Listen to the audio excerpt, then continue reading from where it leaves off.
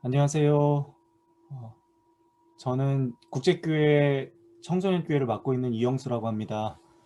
오늘 이렇게 다들 참석해 주셔서 감사하고요. 이제 시작하겠습니다. 시작하는 기도 우리 국제교회 담임 목사님이신 신동희 목사님께서 해주시겠습니다.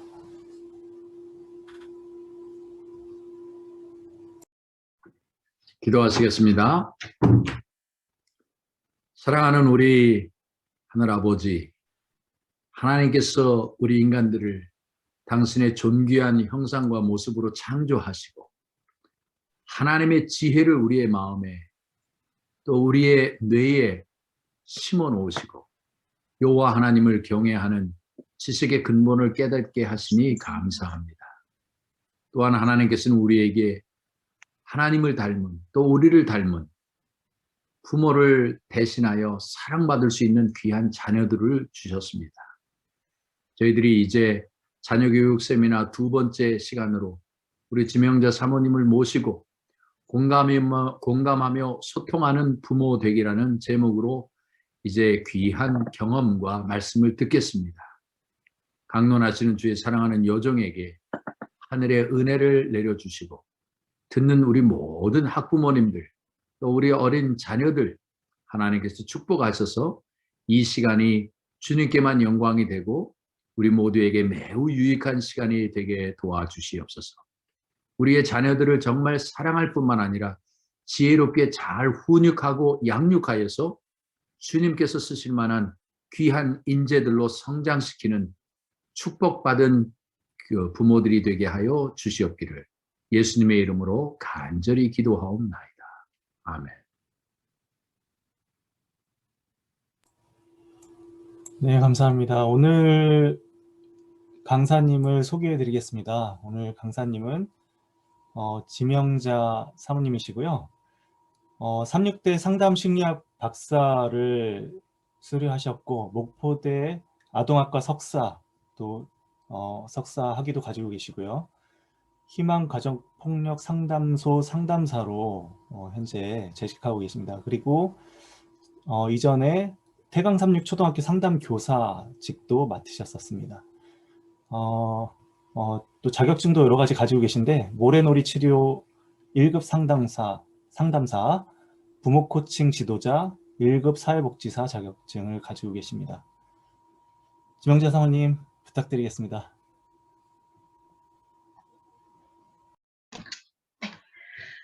안녕하세요. 반갑습니다. 저는 대면으로 만나 뵙는 게 좋겠다 해서 여러분들을 직접 이렇게 배울 것을 좀 고대를 했었는데 코로나가 그 바람을 무산시켜버리고 마네요. 그래도 오늘 여러분들과 함께 공감하며 소통하는 부모 되기라고 하는 제목으로 이렇게 만나 뵙게 되어서 정말 반갑습니다. 이게 안 돌아가는데.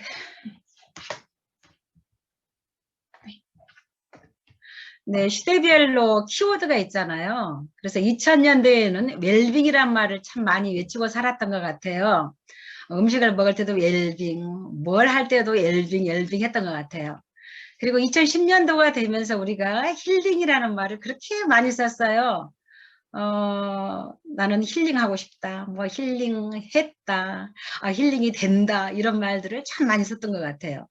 그리고 2017년도에 이제 그 시대별 키워드가 욜로라고 하는 말이 유행을 했죠. 이 욜로라고 하는 말은 한 번뿐인 인생 즐겁게 살자. 그래서 이렇게 막 추구하고 사는 그런 것들인데 어감적으로는 별로 좋지 않지요.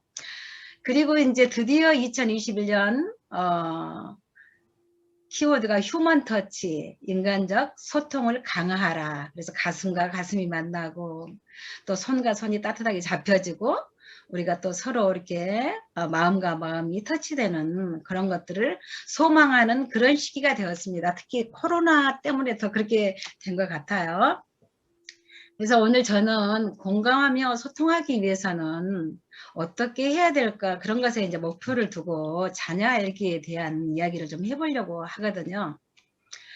여러분 이게 뭔가요? 네. 네, 맞아요. 개미굴이에요.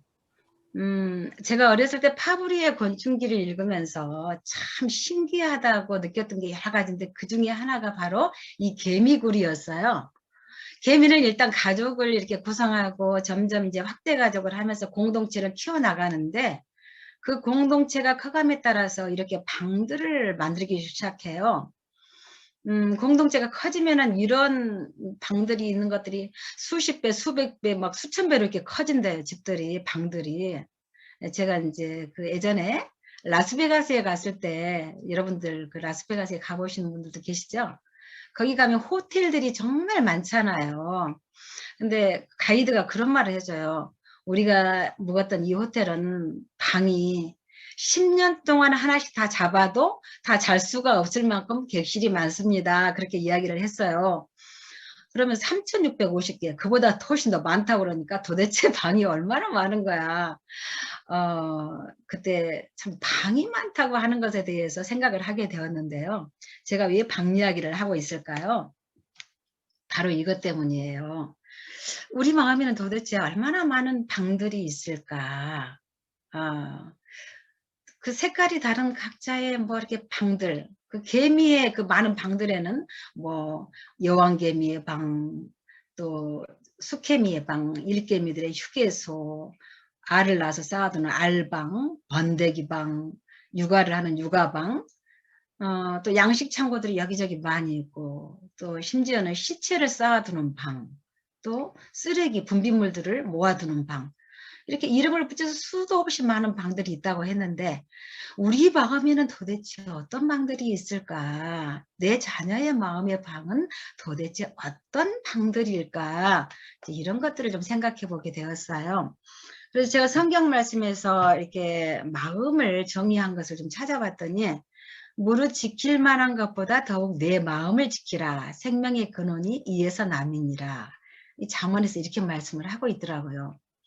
지킬 만한 것, 네, 돈도 지켜야 되고 무슨 귀금속도 지켜야 되고 명품 가방도 지켜야 되고 하지만은 그것들보다 훨씬 더 지켜야 될 것이 바로 마음이라는 거죠. 생명의 근원이 여기서 나기 때문에 그렇다는 거예요. 그리고 온순한 혀는 곧 생명나무지만 패역한 혀는 마음을 상하게 하느니라. 네, 이 혀가, 우리의 혀가 이 마음을 상하게 한다는 거예요. 마음의 깊은 상처는 사실 말로 인한 것들이에요. 여러분이 생각해 보세요. 내 마음의 깊은 상처, 그것이 누구의 말로 인한 것이었는가. 이 생각해 보면은, 그때 그 사람이 나에게 그런 말을 했을 때 내가 지금까지도 잊혀지지 않는 그런 상처를 받았다. 이렇게 생각하잖아요. 그 다음에 마음의 즐거움은 얼굴을 빛나게 하여도 마음의 근심은 심령을 상하게 하느니라.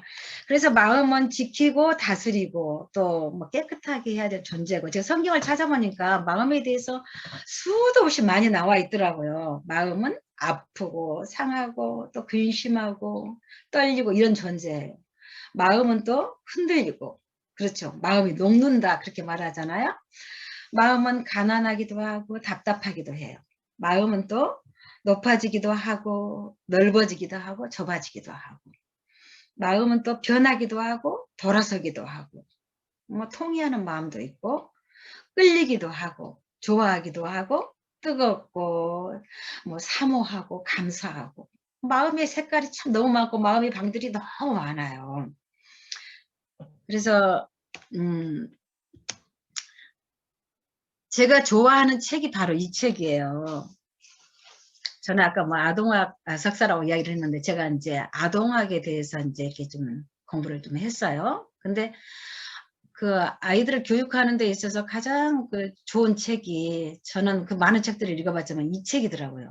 엘렌 G 화이트슨 부모가 만드는 행복한 자녀.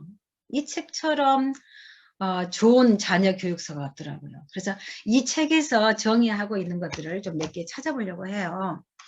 마음은 선과 악의 치열한 전쟁터라 이렇게 이야기를 하고 있어요. 선과 악이 우리 마음에서 가장 치열하게 싸운다는 거죠. 그리고 선과 악을 분별할 능력을 부여받았다, 마음은. 그리고 마음은 의지력이 있고 그것을 활용해서 선택할 수 있는, 자유의지를 선택할 수 있는 그런 능력을 부여받았다. 그리고 판단하고 뭐 통제하고 또 조절하는 이런 이성, 그리고 그 어떤 본능적인 이런 반응으로 나오는 감정, 이런 것들이 동시에 공존하고 있는 것이 바로 마음이다. 이렇게 정의를 하고 있어요.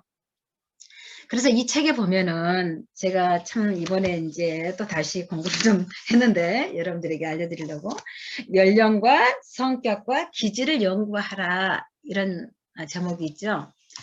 우리 아이들을 연령에 맞는 그런 마음의 상태, 뭐 성격, 기질, 이런 것들을 연구하라는 거죠. 그래서 왜 연구를 해야 되냐?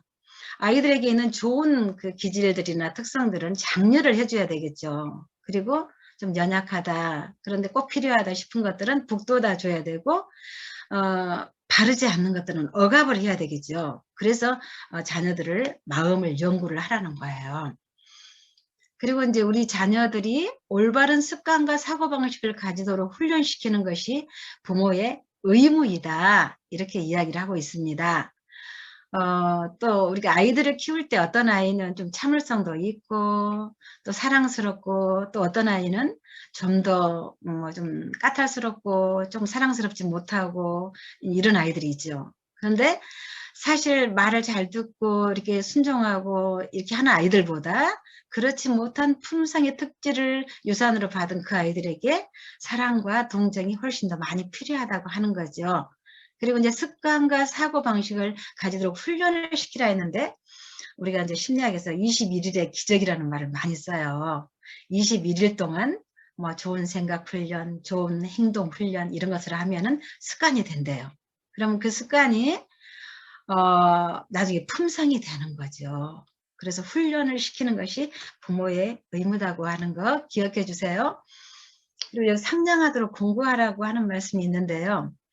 우리가 아이들을 볼 때 그 아이들이 막 짜증내고 떼쓰고 시기하고 질투하고 이런 아이들 있잖아요. 이건 부모가 그 아이들을 제대로 훈련시키지 않았기 때문이라는 거예요. 태만을 보여준다는 거예요. 그런데 아이들이 사실 더 상냥하고 친절하고 그러면 누구에게나 사랑받을 수 있겠죠. 네, 그래서 상냥하도록 공고를 하라고 이야기를 하네요. 우리나라에는 정말 세계 최초의 법이 있어요. 무슨 법이냐면 2014년 12월 29일 국회를 통과한 인성교육진흥법이라고 하는 거예요. 이것은 인성교육을 의무적으로 학교 정규 과정에서 이렇게 교과 과정에서 의무적으로 하라고 통과시켜 놓은 세계 최초의 법이에요. 굉장히 우리나라가 큰 갈목할 만한 일을 했죠. 사실 그 잘 배우고 뭐 이렇게 모든 것이 다 형통해도 인성이 잘못된 사람들은 사회에서 그닥 쓸모 있는 인간이 아니죠. 그래서 무엇보다도 중요한 것이 인성, 인간성, 이제 교회에서 우리가 많이 쓰는 말로 품성, 성품, 이것이더라. 이렇게 이제 생각을 해볼 수가 있겠습니다. 그렇다면 이 마음의 정체는 무엇일까? 이제까지 이제 마음에 대한 이야기들을 많이 했는데, 우리가 우리 자녀들과 소통하고 공감하고 이런 것을 하기 위해서는 이 아이의 마음을 들여다봐야 되겠잖아요. 아이의 마음도 모른 채로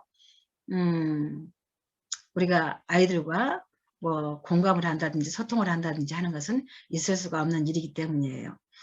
제가 이제 충격적인 이야기를 하나 할까요? 우리 딸이 그래요. 얘는 정말 어렸을 때부터 칭찬을 많이 듣고 아주 잘 키운 아이라는 소리를 많이 들었어요. 근데 정말 모든 사람에게 사랑받고 이렇게 모범적이고 했다고 이제 이야기를 하는데, 어느 날 고등학생이 되었을 때 이 딸이 저한테 반기를 든 거예요. 엄마는 자녀 교육에 실패하셨어요. 제가 이 말을 듣고 아주 그냥 소스라치게 놀랐어요. 자타가 공인하게 그래도 아이를 잘 키웠다 생각을 했는데, 우리 아이가 하는 말이 엄마는 자녀 교육에 실패하셨어요. 망치를 얻어맞는 줄 알았어요. 그래서 내가 왜 그렇게 생각을 하느냐 물어봤어요. 그랬더니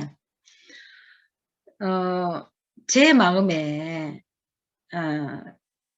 부정적인 것들이 얼마나 많은 줄 아느냐. 그런데 사람들은 다 나를 착하게 생각을 한다. 엄마는 그것도 모르고 사람들이 딸을 잘 키웠다고 이야기를 하면 정말 잘 키운 줄 안다. 근데 내 마음은 그렇지 않다. 그래서 나는 이중인격자다. 엄마는 나를 위선자로 키웠다. 이렇게 말을 하는 거예요. 제가 깜짝 놀랐어요. 근데 선하게 재등수라고 하는 그 마음의 장에 대해서 너무 무지했구나 하는 생각을 하게 된 거예요. 우리 아이의 마음에도 이게 선하게 대쟁투가 벌어지니까 그 마음에 당연히 부정적인 감정들도 있고 미워하는 마음도 있고 질투하는 마음, 시기하는 마음 다 있을 거 아니에요. 근데 저는 그것들에 대해서 별 생각하지 않고 얘는 정말 착한 아이, 천사 같은 아이, 그리고 남을 배려하고 정말 자기 일을 충실하게 하고 뭐 공부도 잘하고 모든 것이 완벽한 아이 이렇게 생각을 했던 거예요. 제가 이제 심리학을 공부하게 된 이유도 바로 이런 것들에 있지 않았나 생각을 해봅니다. 마음이라고 하는 것에 대해서 최초로 이제 규정을 한 사람이 바로 이 심리학의 아버지 프로이드인데요. 우리는 프로이드에게 많은 것들을 배웠어요. 이 프로이드가 바로 이렇게 마음을 도식화하는데 최초로 공헌을 했어요. 여기 보면은 뭐 초자, 자, 온초와 그리고 의식적인 수준과 전의식 밑에 무의식 이게 나와 있죠. 여러분들도 많이 무의식이란 말을 쓰죠. 무의식적으로 그렇게 됐나 봐 이렇게 말을 해요. 근데 이 프로이드의 바로 이 사상을 차용해서 쓰는 말이죠. 자라는 말, 뭐 초자라는 말 이런 거 다 프로이드가 규정해 놓은 말들입니다. 조금 더 자세히 볼까요? 이 자라고 하는 것은 현실의 원칙이에요. 지금 우리가 현실 깨어 있고 살아 있고 이런 지금 이런 상태 이걸 이제 자라고 하죠. 그 다음에 아까 나왔던 온초아라고 하는 것은 바로 이드 본능인데요. 이것은 우리 모두에게 그 잠재적으로 유전적으로 이렇게 타고난 그런 것들이에요. 그래서 이것은 쾌락의 원칙을 따라요. 본능은 항상 자기한테 좋은 방법으로 쾌락적인 거 이런 걸 따르죠. 그 초자라고 하는 게 있는데 이 슈퍼에고는 도덕적 규범, 아주 이상적인 것 이렇게 말하는데 우리는 종교적으로 이것을 뭐라고 이야기를 하냐면 바로 양심이라고 이야기를 합니다. 그래서 프로이드가 비록 이렇게 뭐 종교적인 사람은 아니지만 이걸 굉장히 잘 도식화를 했다고 할 수 있어요. 그래서 이제 예를 들어서 이 세 가지가 서로 이제 관계를 맺고 살지요. 그래서 본능은 나는 저 물건 갖고 싶어. 그러면 초자와는 무슨 소리야? 그것은 도둑질이야. 안 돼. 이렇게 말하죠. 그러면 이제 자아가 우리 구체적으로 그렇게 죄를 안 지으면서도 저 물건을 가질 수 있는 방법을 생각해 보자. 그래서 현실의 원칙에 의해서 아르바이트를 하면 되겠네. 그러면 돈을 벌어가지고 저 물건을 사면 되겠네. 이렇게. 그래서 마음에서는 이제 이런 것들이 작용을 하고 있더라 하는 것이고요. 이게 바로 나오네. 정신적인 요구는 육체적인 요구만큼 중요하다 그랬어요. 그래서 아이들이 때로는 이제 마음의 상처를 입게 되죠. 그때 마음을 이렇게 밴드를 붙여주고 꿰매주고 하는 그런 역할들을 하는 것이 굉장히 부모에게 필요한 일이에요. 왜냐하면 아이들도 그 연령에 맞는 나름의 감당하기 힘든 그런 시련들이 있기 때문에 그렇다는 거죠. 그래서 이제 우리가 그 마음이 이제 어떤 상태인가를 이렇게 진단하는 진단기구예요. 몸이 아플 때 우리가 어떻게 합니까? 가서 피 검사도 하고 엑스레이도 찍고 MRI도 찍고 뭐 소변 검사도 하고 청진기로 들어보기도 하고 뭐 가지가지 방법을 다 써서 병을 찾아내잖아요. 그런 것처럼 이제 여기 우리의 마음이 건강한가 건강하지 않는가를 찾아보는 그 검사들이에요. 그래서 MMPI라고 하는 것은 다면적 인성 검사인데 세계적으로 가장 이렇게 공인된 유명한 검사죠. 가장 유명하고 가장 신뢰도가 높고 타당도가 높은 그런 검사입니다. 이것은 이제 혹시 정신적으로 문제가 있지 않는가, 뭐 건강염려증이 있다거나 또는 뭐 강박증이 있다거나 또는 뭐 조현 같은 것이나 저울이나 또 뭐 편집증이나 강박증 뭐 이런 것들이 있다고 싶을 때 이제 해보는 검사기도 하고, 또 그렇지 않다고 할지라도 자신의 상태를 좀 살펴볼 때 이제 필요한 검사이기도 하고요. 그 다음에 이제 TCI라고 하는 검사인데요. 이 검사도 굉장히 많이 두루두루 쓰이는 검사고, 제가 이제 상담할 때 가장 쉽게 이렇게 사용하는 검사가 바로 이 TCI 검사인데, 여기는 기질 및 성격 검사예요. 그래서 뭐 커플들을 이렇게 할 때에도, 부부 상담을 할 때에도, 또 이제 뭐 아이들 상담을 할 때에도 이 기질 성격 검사를 많이 하게 되는데, 저는 오늘 이 검사를 기반으로 해서 우리 기질과 마음을, 성격을 좀 살펴보려고 그렇게 해요. 그 다음에 이제 그 외에도 이렇게 많은 검사들이 있는데, 뭐 이런 검사들을 받아서 나는 내 정신적인 것, 마음을 좀 체크를 해보고 싶다. 우리 아이의 마음을 체크해보고 싶다. 그러면 이 중에서 한 5가지를 이제 골라서 하는 것이 바로 배터리 검사라고 하는데, 그 배터리 검사는 이제 뭐 대학병원이나 일반 소아과에서나 또 상담심리, 그 심리실 이런 데서 이제 이런 것을 합니다. 그래서 뭐 이제 돈을 뭐 주고 이제 해야 되겠죠. 근데 혹시 이제 기질, 성격 검사, 뭐 이런 검사를 뭐 MMPI나 꼭 필요한데 돈은 없다. 그러면 제가 좀 도와드릴 수도 있습니다. 무료로요. 그래서 이런 검사들을 해가지고 이제 우리 아이들의 마음을 이렇게 살펴보게 되는데, 기질과 성격. 그래서 이 기질은 바로 타고난 것인데, 이것이 후천적으로 심리 사회적인 환경에 의해서 정말 이렇게 꼴지어지는 성격과 합해졌을 때 그것을 갖다 인성이라고 이야기를 합니다. 인간성, 인성, 품성, 성품. 그래서 이제 이걸 좀 2가지로 나누어서 이제 기질과 또 성격에 대해서 좀 간단하게 좀 살펴보고요. 빨리빨리 살펴보고 이야기를 나눠보도록 하죠. 기질이라고 하는 것은 어떤 자극이 주어졌을 때 자동적으로 툭 튀어나오는 것이 바로 기질입니다. 정서적인 그런 반응이 바로 탁 튀어나오죠. 한 대 탁 때렸을 때 애 때려 하고 나오는 것은 바로 지극히 당연한 자동적인 정서 반응이죠. 그리고 유전적으로 타고났기 때문에 이것은 변하지를 않습니다. 전 생애를 통해서 항상 일정해요. 그리고 이 기질이라고 하는 것은 인성 발달의 원재료이고 기본 틀이에요. 그래서 어떤 사람들은 좋은 기질을 타고나서 별 노력 기울이지 않고도 좋은 성품을 형성하는 사람들이 있어요. 저 같은 경우에는 보니까 별로 좋지 않은 기질을 타고나더라고요. 그렇게 싹 바람직한 기질을 타고난 것까지는 않아요. 그래서 더 많은 노력이 필요하지 않았나 생각이 들고, 지금도 여전히 노력을 하는 중에 있습니다. 그런데 이 기질의 차원은 4가지 차원이 있는데, 자극 추구와 위험 회피와 사회적 민감성, 인내력, 이런 4차원으로 구성이 되어 있어요. 그래서 자극 추구는 이제 소척도가 무엇을 많이 보게 되냐면, 탐색적인가, 흥분을 잘하는가, 또는 관습적으로 안정성이 있는가, 뭐 이런 것들을 이제 살펴보는 척도고, 그 다음에 충동성인가 아니면 심사숙고하는가, 무절제하는 성향이 있는가, 절제하는 성향이 있는가, 자유분방한가, 질서정연한가, 이런 것은 높고 낮은 거에 따라서 이제 장단점이 있겠죠. 그 다음에 위험 회피는 어떤 것을 보게 되냐면, 애기불안, 낙천성, 또 불확실성에 대한 두려움, 낯선 사람에 대한 수줍음, 쉽게 지치는가, 항상 활기가 넘치는가. 그 다음에 3번째로는 사회적 민감성이 있어요. 기질에서. 정서적으로 정말 감수성이 있는가. 또 정서적으로 자신을 잘 개방을 하는가. 사람들과 친밀하게 이렇게 관계를 맺는가, 아니면 좀 거리두기를 잘하는가. 의존적인가, 독립적인가. 이런 것들을 소척도로 두고 있습니다. 그 다음에 인내력, 그러면 우리는 이제 끈기만 생각하게 되는데, 이 인내력에서도 소득도가 근면, 부지런한 거죠. 성취에 대한 야망, 완벽주의, 이런 것들로 구성이 되어 있습니다.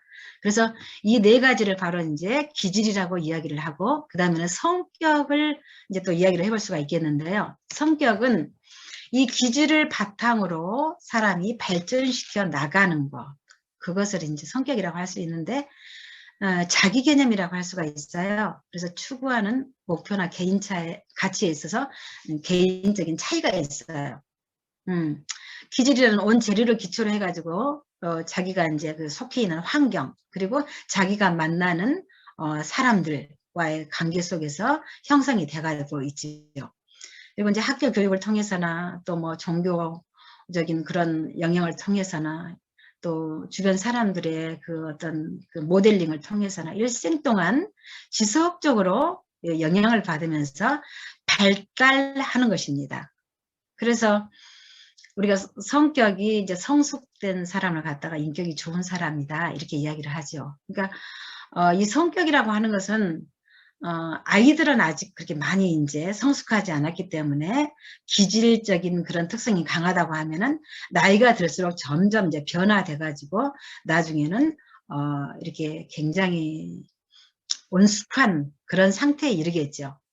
그래서 성격의 중요한 점이 뭐냐면 내가 기질을 정말 나쁜 기질들을 타고났다. 그것을 어떻게 그럼 극복을 해야 되느냐 할 때에 이 성격을 잘 발달시켜가지고 그 기질의 그 특성들을 억압하기도 하고 북돋기도 하고 이렇게 조절을 한다는 거예요. 그래서 우리가 이제 심리학적으로는 성격을 잘 발달시키는 것이 그래서 이제 필요하다고 이야기를 많이 하고 이제 공부를 하게 되는데요. 여기 성격의 3가지 차원이 있어요. 첫 번째 차원은 자율성인데 자기와 자기와의 관계. 자율성이라고 하는 것은 자존감, 자기 효능감, 그 외에도 기타 여러 가지가 있겠죠. 소촉도를 살펴볼 건데요. 그 다음에 두 번째는 연대감, 자기와 타인과의 관계죠. 그리고 자기초월, 이것은 자기와 신, 우리는 이제 하나님을 믿으니까 하나님과의 나와의 관계, 우주 만물과의 관계. 이런 것들을 갖다가 이제 성격적인 차원이라고 이야기를 해요. 소촉도를 한번 볼까요? 자율성에는 책임감이 있는가 아니면 책임을 전가하는가, 목적의식은 가지고 있는가, 유능감이 있는가 무능감이 있는가, 자기를 수용하는가, 자기 자신에 대해서 끝없이 불만을 하는가, 또 자기 일치를 하고 있는가. 뭐 공부를 잘하고 싶다 그러면 그만큼 노력을 해야 일치가 되겠죠. 네. 그래서 자율성에는 이런 것들이 있고, 연대감에는 타인을 수용하는 것, 공감력이 있는 것, 연대감에 있어서 타인을 수용하지 못하고 공감력 있고 둔감하고 이기적이고 자기 불만이 많고 편파적이고 할 때에는 좋은 관계를 맺지 못하겠죠. 반대로 타인을 있는 그대로 받아들여주고 공감해주고, 여기 공감에 대해서 성경에서 가장 마음이 와닿게 말씀한 그 말씀이 즐거워하는 자들로 함께 즐거워하고 우는 자들로 함께 울라, 그 말씀이에요. 제가 참 좋아하는 말씀인데요. 이게 바로 공감이라고 표현을 하면 될 것 같아요. 공감이라고 하는 말이 가장 잘 표현된 말이 바로 그 성경절이라고 생각을 해요. 그리고 이타적이고 관대하고 공평하고 이런 것들의 종합이 바로 연대감이라고 할 수 있겠습니다. 그 다음에 자기초월은 창조적인 자기망각, 그러니까 자기를 잊을 만큼 그런 것에 몰두할 수 있는 그런 능력이죠. 그러나 반대가 되는 것은 자의식, 자기 자신만이 굉장히 강하게 부각되는 것이죠. 그리고 우주 만물과의 일체감, 영성 수용과 합리적 유물론. 참 재미있는 것이, 제가 이제 부부 상담을 하면서도 신앙을 하지 않는 사람들을 이제 이게 검사를 할 때 특별히 합리적인 유물론이 강하고 영성 수용이 아주 없는 것을 볼 수가 있어요. 종교가 얼마나 우리의 그 바운더리를 넓혀주는지 알 수 있는 대목입니다.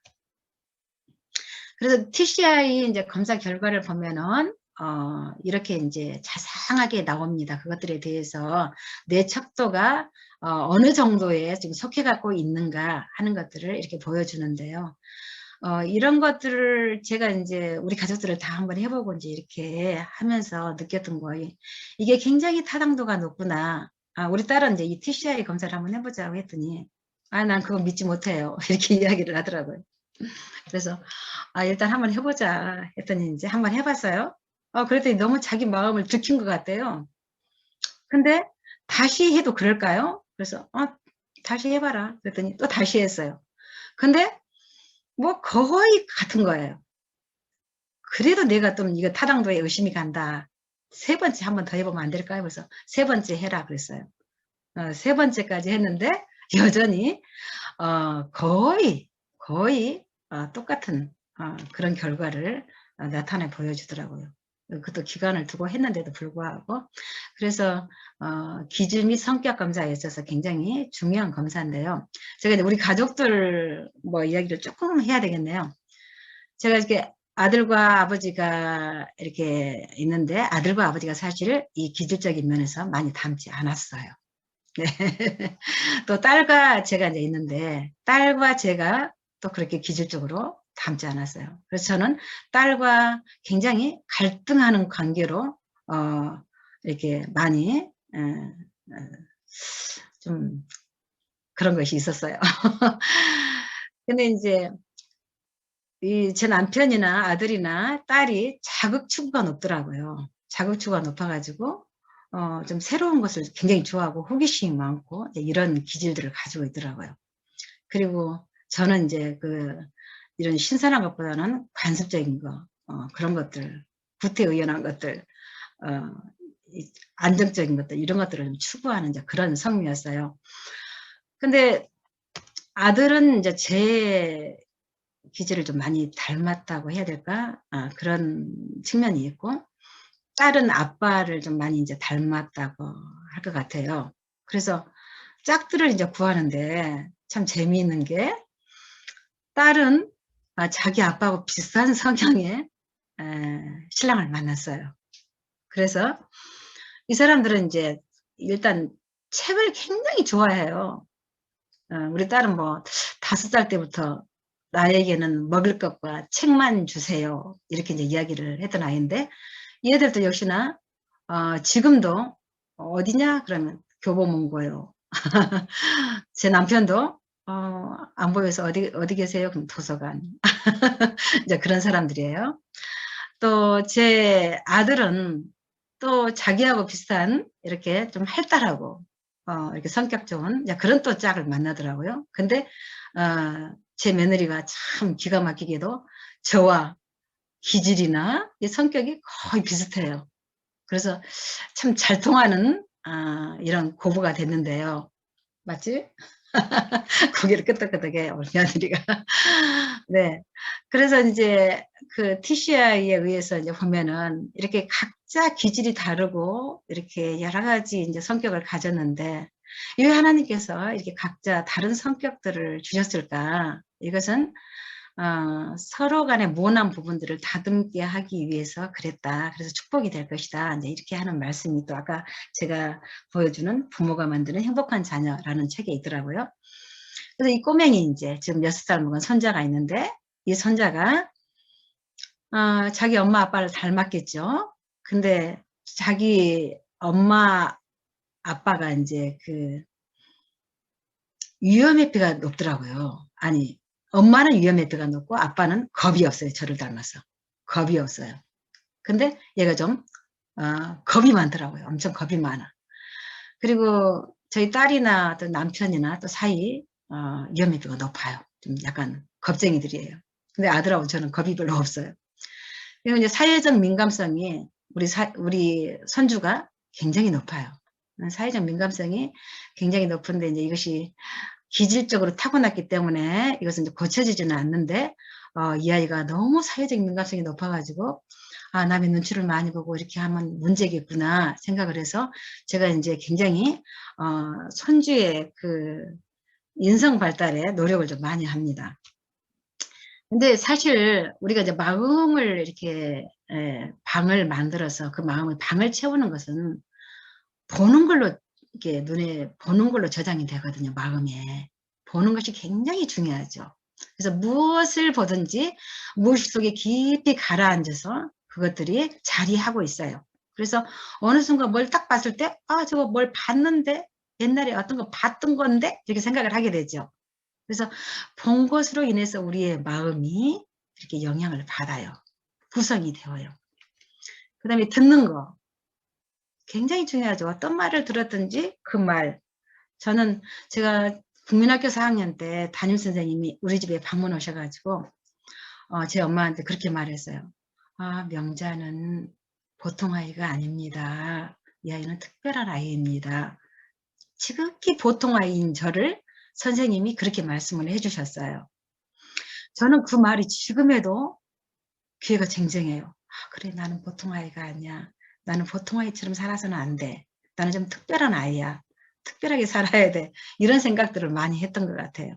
지금도 여전히 보통이지만 그래서 좋은 것들을 추구하고자 하는 어떤 동기를 부여해 준 말씀이었지 않나 생각이 들어요. 그리고 말하는 거 굉장히 중요하죠. 그래서 우리가 입으로 말하고 귀로 들어야 될 소리들은 뭐에 있냐면 주의 구원하시는 복음이나 찬양의 선율, 사랑의 언어, 축복하는 말, 격려하는 말, 칭찬하는 말, 위로하는 말, 감사하는 말, 사과하는 말 이런 것들을 많이 하고 살아야 될 것 같아요. 그래서 말은 생각을 만들어내요. 반대로 생각이 말로 튀어나와요. 그래서 이 말이 생각에 집을 짓고 또 생각은 그것을 다시 말로 내놓고 그래서 우리가 말을 하는 것은 굉장히 중요한 일이에요. 그래서 마음의 방들이 이제 우리 딸이 아까 이제 저한테 엄마는 자녀 교육에 실패했어요. 자기 마음의 방을 들여다보니까 자기 마음에 근심도 있고 미움도 있고 뭐 절망도 있고 질투도 있고 이런 것들을 발견을 한 거죠. 네, 이런 방들을 그러면 이런 것들이 우리 마음에 있으면 안 되잖아요. 비워내야 되잖아요. 그래서 그것들을 비워내기 위해서 우리가 이제 해야 될 일들도 많이 있죠. 여기 거울신경세포라고 하는 게 있어요. 보면은 특별한 이 세포인데 이건 1990년대 이탈리아의 신경생리학자인 리졸라티가 실험을 해가지고 발견을 한 세포예요. 실험한 온숭이를 데려다 놓고 이제 전극을 머리에 꽂았어요. 그리고 먹이를 집게 했어요. 그 다음에는 온숭이를 자리에 앉혀놓고 실험자가 먹이를 집으면서 그걸 관찰하게 했어요. 그런데 기가 막히게도 먹이를 집을 때나 집는 것을 관찰할 때 똑같이 그 세포가 활성화되는 것을 알게 되었어요. 그래서 그렇게 연구를 해서 밝혀낸 것이 거울신경세포예요. 사람의 경우에는 그렇게 전극을 꽂아서는 실험을 할 수가 없으니까 MRI를 통해서 fMRI, 기능성 MRI를 통해서 연구를 하는데 똑같은 비슷한 결과가 나오는데 앞으로도 계속 연구를 해야 될 그런 연구 분야가 넓게 열려있는 그런 분야라고 생각이 들어요. 근데 부모는 자녀의 거울이라는 거예요. 그래서 우리의 생각, 우리의 말 한마디, 행동, 습관에 있어서 부모들에게 본이 돼야 되겠죠. 그래야지 우리의 마음에, 아이들의 마음에 그런 마음들이 이제 구성이 되겠죠. 여기 봐봐요. 조그만 이 젖먹이 아이가 아빠가 하는 대로 따라서 하잖아요. 우리가 모델링을 시킨다고 하는 거 얼마나 중요한 일인지 몰라요. 보세요. 아빠가 열심히 일하면 아이도 따라서 합니다. 엄마가 볼펜 물고 전화를 하니까 이 딸 표정까지 보세요. 똑같잖아요. 이건 우리 선주가 이제 자기 아빠 진료하는 병원에 가서 진료하는 것을 이렇게 쳐다보고 있더라고요. 밖에서. 그래서 자기 아빠가 진료하는 걸 계속 보고 아이들이 가서 진료받고 나오고 하는 걸 계속 보더니 나중에 와서 그래요. 할머니, 저는 의사 선생님 될 거예요. 그래서 제가 왜 의사 선생님 될 건데? 그랬더니 아픈 사람 고쳐줄 거예요. 그러는 거예요. 모델링이 얼마나 중요한지 알겠죠? 우리가 이제 뇌의 구성을 보면은 이렇게 되어 있습니다. 소뇌가 있고 이렇게 편도체 변연기가 있고 그 다음에 대뇌 피질이 있죠. 그래서 흔히 이제 이것을 3층 뇌라고 이야기를 하는데 소뇌는 생명유지에 필요한 이제 그런 뇌고 이 변연계는 감정이 관계하는 뇌다. 그리고 대뇌 피질은 바로 이성적인 뇌, 영장류의 뇌다. 이렇게 이야기를 하죠. 그래서 이제 어렸을 때부터 뭐 뇌가 골고루 발달을 하겠지만 특별히 사춘기가 되면 어떻습니까? 얘들이 신체적인 변화와 또 감정의 변화가 급격해지기 때문에 흔히 이제 농담으로 하는 말이 북한에서 중학교 2학년이 무서워서 못 쳐대러 온다고 이야기를 하잖아요. 그만큼 감정이 격변하는 시기가 바로 사춘기인데 이때는 정말 감정이 엄청 활성화가 돼 있는 때예요. 그래서 사춘기 아이들을 상담하는 것도 굉장히 힘들어요. 저는 청소년 상담 안 합니다. 근데 이제 그 이성의 뇌를 이제 잘 이렇게 조절을 해줘야 될 필요가 있는 것이죠. 근데 상담 현장에서 만난 이제 아이들을 보니까 어떤 문제들을 가졌는가 봤더니, 그 왕따를 당하는 아이들이 있는데, 이 아이들은 부모가 불화하거나 또 부모로부터 상습적인 학대를 당하는 경우가 참 많더라고요. 그러니까 집에서 사랑받는 강아지는 밖에 나가서 사랑을 받고, 집에서 좀 이렇게 학대받는 그런 강아지들은 밖에 나가서 똥개 취급을 받는다 그러잖아요. 근데 우리 아이들도 마찬가지인 거예요. 그래서 아이들이 행복한 부모 밑에서 자란 아이들은 왕따 문제를 당할지라도 쉽게 극복을 하고 금방 다시 온위치로 돌아와요. 근데 이 아이들이 뭐 초등학생인데도 자살한다고 자살소동을 피우고 난리가 아니에요. 제가 이제 이런 아이들도 여러 상담을 했는데, 부모의 부모가 이렇게 사이가 좋아하고 잘 사는 모습, 이런 것들이 정말 자녀에게 얼마나 큰 유산인지 알게 되는 부분인 것 같아요. 그래서 아이들이 다 성장한 다음에도 자기 유년의 그 가정을 가장 행복했던 그림으로 이렇게 추억을 하게 된대요. 부모님들께서 서로 사랑하면서 아주 좋은 행복한 가정, 이 아이들에게 이렇게 만들어 주시기 바랍니다. 그 다음에 이제 중독 문제, 뭐 스마트폰이니 게임이니 아니면 성중독이니 자유중독이니 뭐 여러 가지 중독돼 가지고 이제 상담을 받는 애들도 많고, 그 다음에 부모의 성취, 학업 성취 압력 때문에 아이들이 또 굉장히 괴로움을 많이 겪고 이렇게 해요. 부모들이 이제 그런 경우가 많죠. 아이들에게 아이의 적성이나 뭐 능력을 다 도외시한 채 너는 의사 되거라, 너는 법관 되거라, 너는 공무원 되거라. 제가 어떤 미용실에 가면은 그 미용실 아줌마가 그러더라고요. 언니, 저는 우리 아이가 지금 초등학교 6학년인데 이 아이가 젖 먹을 때부터 너는 공무원 되거라, 공무원 되거라, 그렇게 계속 세뇌를 시켰어요. 그래요. 한 10년 전에 들은 이야기인데. 그래서 제가 물어봤어요. 왜요? 공무원이 되면 뭐가 좋은데요?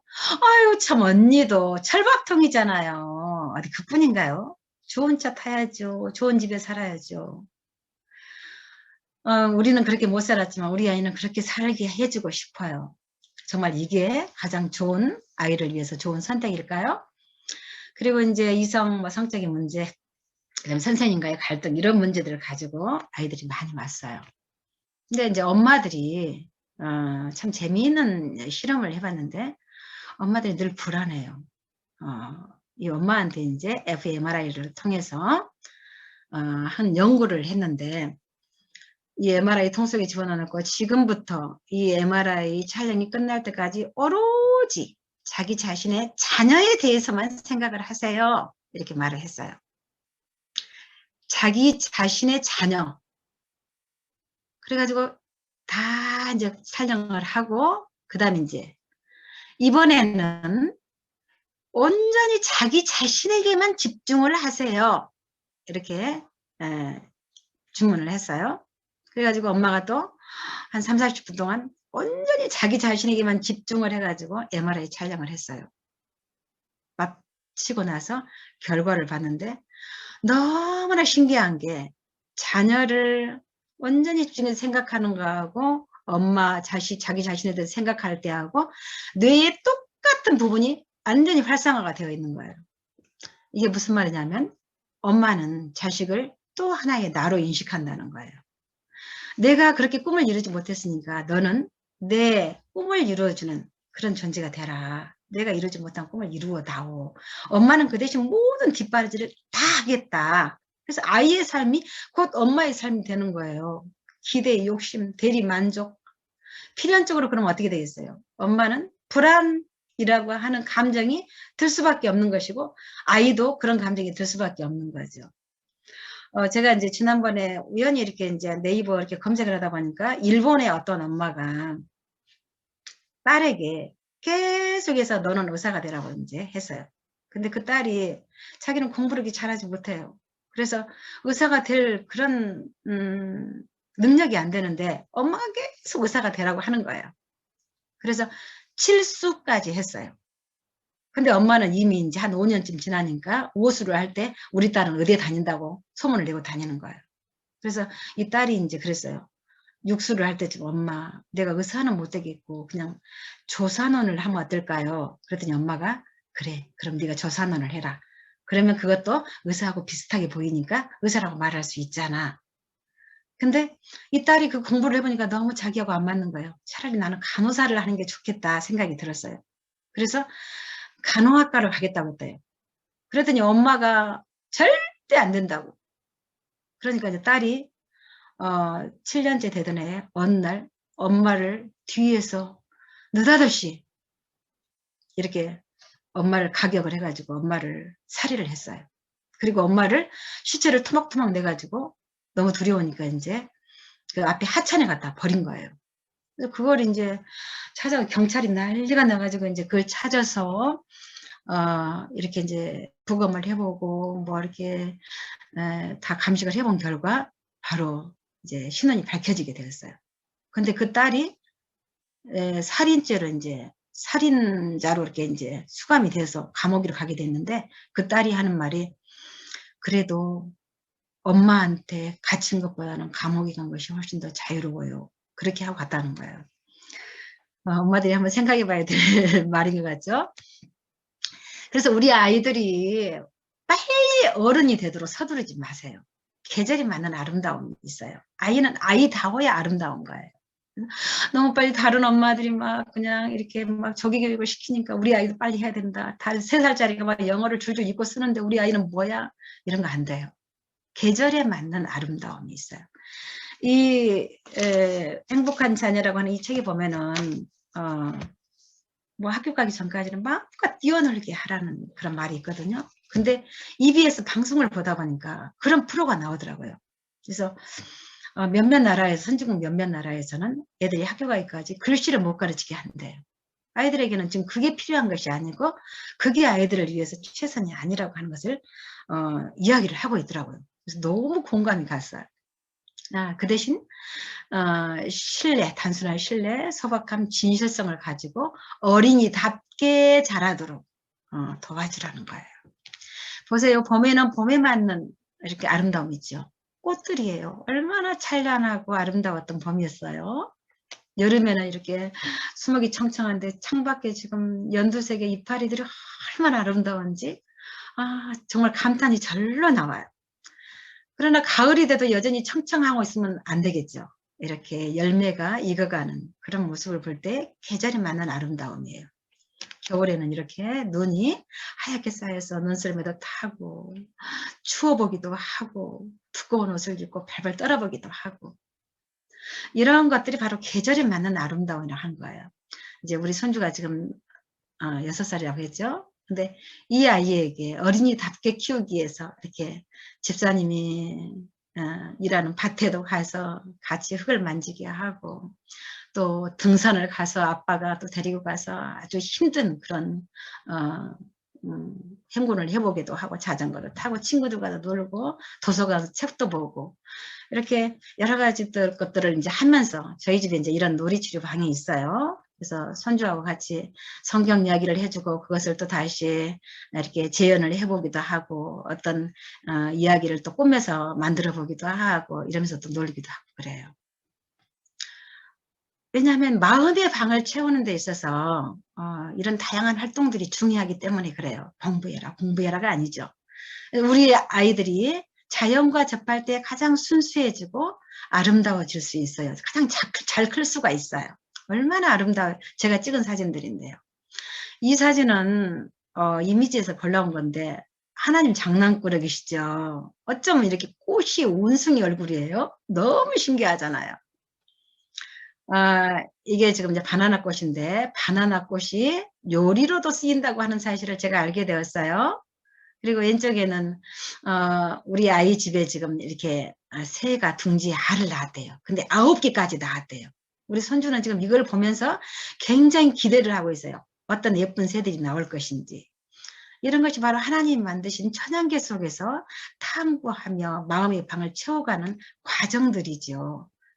자연 속에서는 공감하며 소통할 수가 있어요. 자연은 정말 만인의 언어예요. 이건 제가 이제 카리브에서 몇 달 있으면서 정말 그 아름다웠던 일몰 광경을 잡은 건데요. 기가 막히죠. 해가 물속으로 뽕당 빠지는 그 광경을 이렇게 기가 막히게 잡았어요. 너무 경이롭지 않아요? 참 하나님께서 만드신 그 우주 만물, 자연계, 천연계, 정말 너무 경이롭죠. 이런 것들을 보면서 우리가 하나님의 음성에 귀를 기울이는 것만큼 우리의 마음을 크게 넓혀주고 인성을 바로 세워주는 게 없다고 생각이 들어요. 사실 코로나가 이제 변화의 기회가 되죠. 다양한 가족 활동의 기회가 되고 가족 대화의 기회도 되고, 또 아직 신앙을 하지 않으신 분들은 아이들에게 예배를 드리는 것들을 좀 가르쳐 줘 보세요. 저희 아이들은 참 예배를 열심히 드리는 아이들인데 이 예배가 우리 아이들을 바르게 이렇게 살아갈 수 있도록 지탱을 해주는 것 같아요. 그리고 소외된 이웃을 돌보는 또 기회도 되겠죠. 하나님을 사랑하고 이렇게 이제 하는 것이 우리 아이들에게 가장 필요한 그 인성에, 아까 프로이드가 말한 초자를 발전시킬 수 있는 방법이에요. 그렇게 하다 보면은 자연스럽게 대화가 되는 거예요. 자녀들하고 공감하게 되고 소통할 수 있어요. 유태인들은 아이들이 사춘기가 없대요. 왜 사춘기가 없나 봤더니 유태인 부모들은, 특별히 아버지들이 이 안식일이 되면은 탈무드를 가지고 어린 자녀들부터 시작해서 청소년이 이르기까지 항상 토론을 하는 거예요. 그 말씀을 가지고. 그래서 아이들에게 일탈을 꿈꿀 수 있는 시간이 없대요. 하나님의 말씀이 아이들의 머릿속을 채운다면 그보다도 더 좋은 인성교육이 어디가 있겠어요. 그 다음에 이제 가족 사랑하기죠.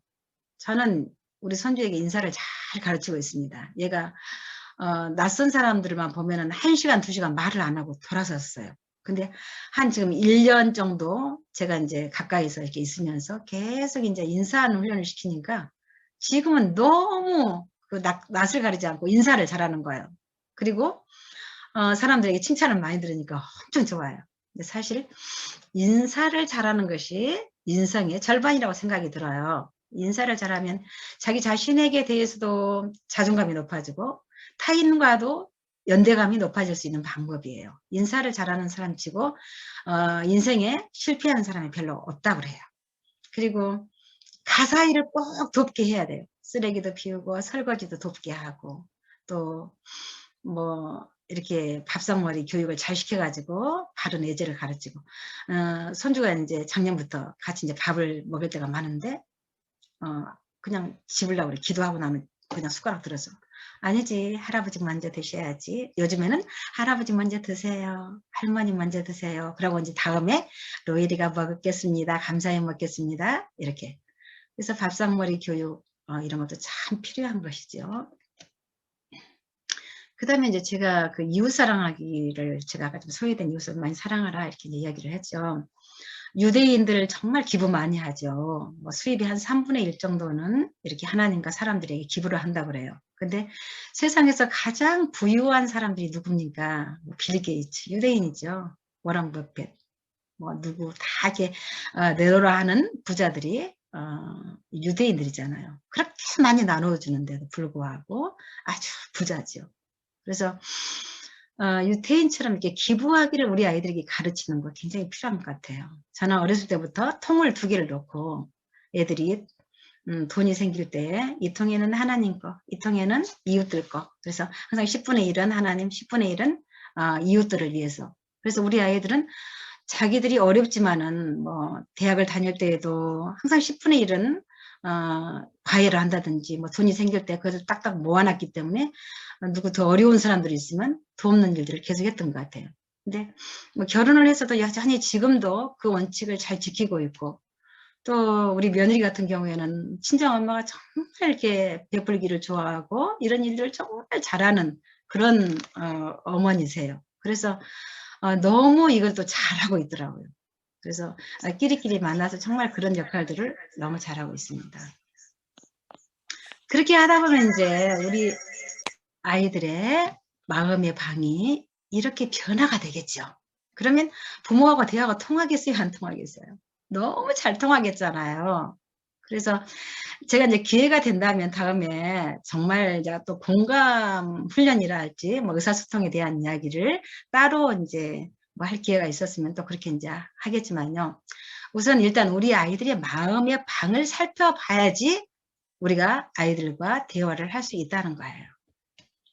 인간의 마음을 변화시키고자 한다면 먼저 인간성에 대해 알아야 한다. 사람의 마음은 동정, 신앙, 그리고 사람을 통해서만 감동을 받고 향상된다.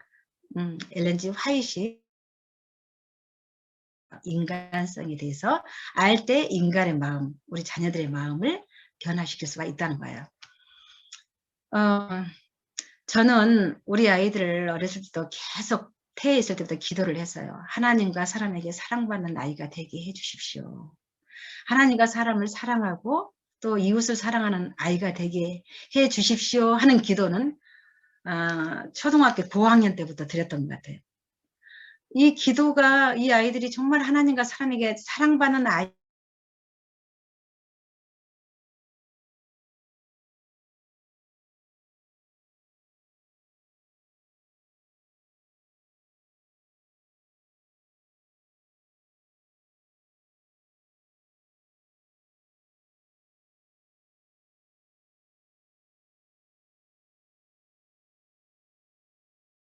입니까?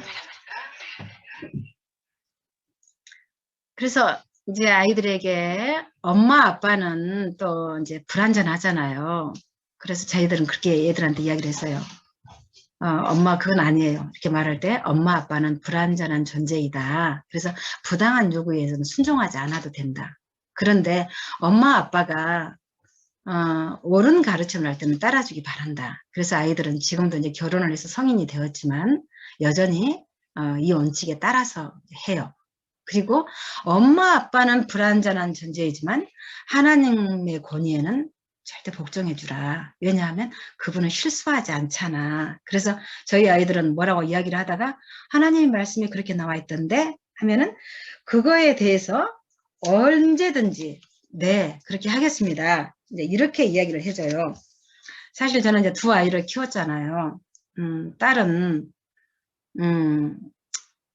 뭐 5살 때부터 이제 그 책하고 먹을 것만 주세요 하는 것처럼 IQ 164에 수제를 키웠어요. 그래서 공부를 정말 잘하더라고요. 뭐 수석, 중학교도 수석, 고등학교도 수석, 대학교도 뭐 전교 수석으로 이렇게 계속 공부를 했기 때문에 저는 아이한테 계속해서 하는 말이 공부 그만해라, 공부 그만해라.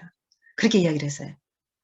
근데 이제 아들은 평범한 저를 닮아서 지극히 평범한 아이여서 놀기를 이렇게 좋아하는 거예요. 그래서 놀다가 교회 형들하고 농구하고 놀고 실컷 하다가도 제가 오는 소리만 나면 후다닥닥 방에 가서 책상 앞에 앉는 그런 아이예요. 그래서 공부 좀 시키려고 하면은 제가 일요일 날도 옆에 상 펴놓고 앉아서 단어 외우고 있어요. 아이 공부시키려고. 억지로 공부를 하더라고요. 그러니까 자기가 마음에서 우러나지 않는 공부를 하려고 할 때 그 공부가 잘 되겠어요. 근데 항상 사람에게는 동기가 필요한 것 같아요. 제 아이한테 제가 그랬거든요. 너는 목사님이 됐으면 좋겠다. 자기 아빠도 목사님이 됐으면 좋겠다 이야기를 했어요. 근데 얘가 중고등학교 다니면서 이렇게 보니까 중학교를 다닐 때까지 이렇게 지켜보니까 좀 영성이 부족하지 않나. 누나는 아침에 일어나면 기도하고 성경을 읽고 그리고 와서 이제 예배를 드리는데 이 아이는 일어나면 눈 쑥쑥 부비고 가서 뭐 이렇게 세수하고 이제 예배 드리고 와서 밥 먹고 이제 학교 뛰어가고. 그래서 내가 너는 아침에 예배 드리기 전에 성경을 석장은 읽고 와. 이렇게 억지로 시키는 거예요. 그래서 지켜보니까 얘가 좀 영성이 좀 부족해서 목회자가 되기는 좀 부족하지 않나 이 생각이 들어서 저도 모르는 사이에 너는 좀 목회자가 되기는 조금 좀 그렇지 않나 이렇게 이야기를 했어요. 그랬더니 이때까지 목사라고 이야기를 했던 아이가 느닷없이 자기 장래 희망을 바꾼다는 거예요. 그래서 뭘로 바꾸는데 그랬더니 그냥 의사나 해야 될까 봐요. 그래요. 고등학교 1학년 때 이제 성적표를 받아왔는데 영어가 뭐 50점 이쪽 저쪽인가 제가 정확한 기억을 못하겠는데 아주 그렇게 엉망이더라고요. 의사가 되려고 하면은 영어도 잘하고 공부를 잘해야 되는데 그렇게 하고 어떻게 의사가 되겠어. 제가 이제 그렇게 말을 했거든요. 그랬더니 안 되면 말죠 뭐. 이렇게 이야기를 하더라고요. 근데 이제 아이가 이렇게 공부에 취미가 없고 이런 아이가 어떻게 이제 그렇게 뭐 의대를 가게 됐는가? 이건 최근에 제가 이제 아이한테 들은 이야기였는데, 자기가 이제 고등학교 때 1학년을 마치고 친구가 그 필리핀에 가서 이제 뭐 공부를 한다고 연수를 한다고 그러니까 이제 자기도 따라가게 되었어요.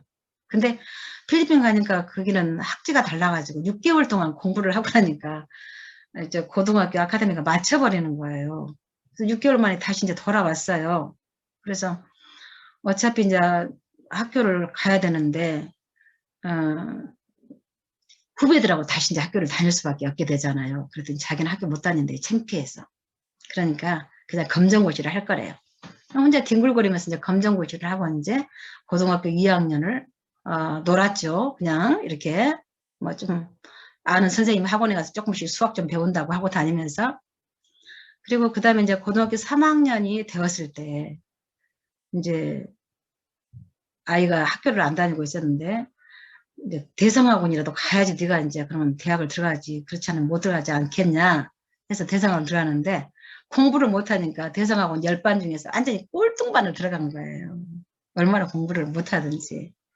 그래가지고 그 꼴등반에를 들어갔는데 제가 갑자기 발령이 나가지고 이제 다른 교회로 가게 되었어요. 그래서 대성학원 옆에서 이제 자취방을 얻어가지고 이제 이 아이가 이제 기숙사에도 들어갈 수도 없고 기숙사도 없으니까, 그래서 거기서 이제 왔다 갔다 하는데 제가 이제 가서 한 뭐 3일씩 이제 아이 가서 이게 좀 뒷바라지 해주고 또 이제 다시 내려오고 이제 이렇게 하면서 이제 왔다 갔다 했거든요. 근데 정말 이 아이가 그 공부를 할 때 열심히 공부를 해야 되겠다 싶은 생각이 들어서 저는 열심히 좋은 말씀들을 많이 읽어가지고 이제 아이에게 이것을 이제 밥 먹고 있는 시간에 들려주고, 그리고 또 저녁에도 이제 늦게 이제 10시, 11시 반 이렇게 되면 와요. 그럼 저녁 예배를 드리고 이제 잠을 자는 아이가 잠드는 시간에 아이 머리맡에서 정말 열심히 간절한 기도를 했어요.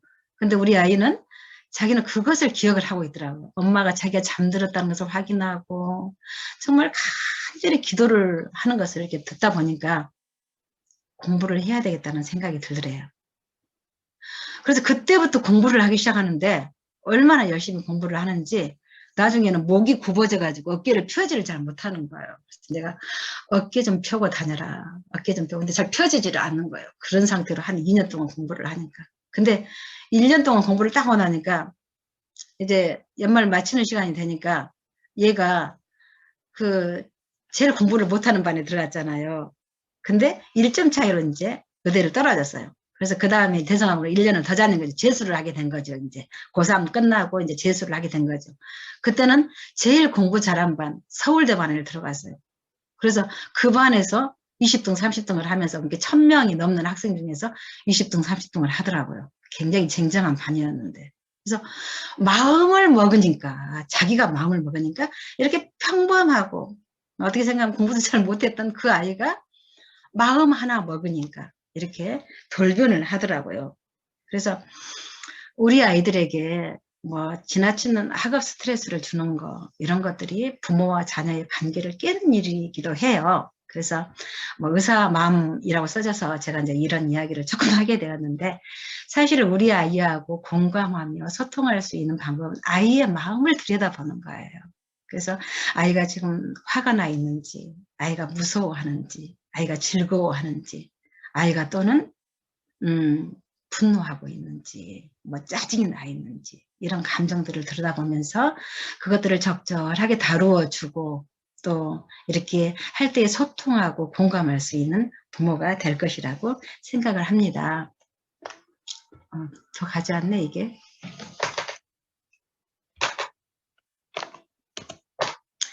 네, 오늘 제가 이제 부족한 말씀이지만은 뭐 이렇게 여러분에게 도움이 되기를 바라서 이런저런 이야기를 했는데요.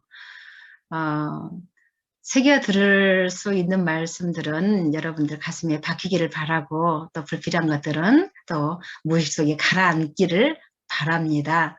그리고 지금까지 경청해 주셔서 진심으로 감사드립니다. 감사합니다.